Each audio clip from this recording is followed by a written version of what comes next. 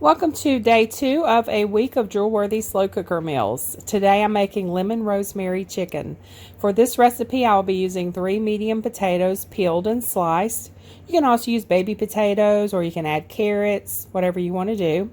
I'm also using 2 sprigs of rosemary. I sliced up 1 lemon, 1/4 of an onion which is sliced, 3 cloves of garlic, 4 chicken breasts, or you can use chicken thighs, really whatever type of chicken you want to use. Oh, and salt and pepper too. You're going to need that, and also some sort of seasoning for the chicken, like a poultry seasoning. I love this cranberry herb rub, but I'm almost out, so I need to get some more.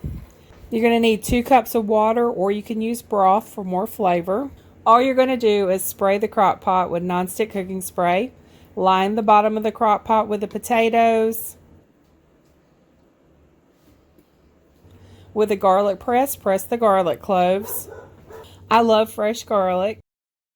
I'll put a link to this garlic press in the video description in case you need one.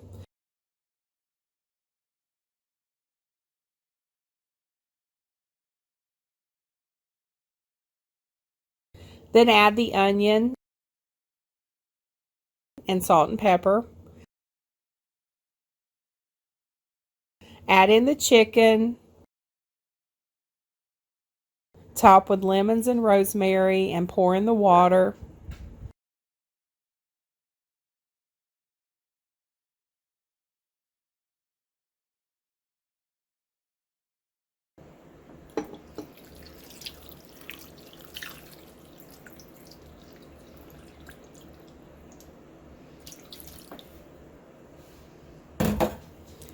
You want to top that with a seasoning and then just put a lid on the crock pot and cook it on low for about 4 hours. I always cook chicken breast on low so they don't dry out, because chicken breasts tend to dry out quickly. If you are cooking chicken with the bone in, they will stay juicier a lot longer even if you cook it on high. I'll be back in just a few hours. Okay, that smells good. After 4 hours, you want to check the internal temperature of the chicken. It should be at least 165 degrees. If it's below that, then cook it a little longer and then recheck. If it's done, like mine is, you want to go ahead and remove the rosemary sprigs and the lemon slices from the crock pot, and then you just serve it.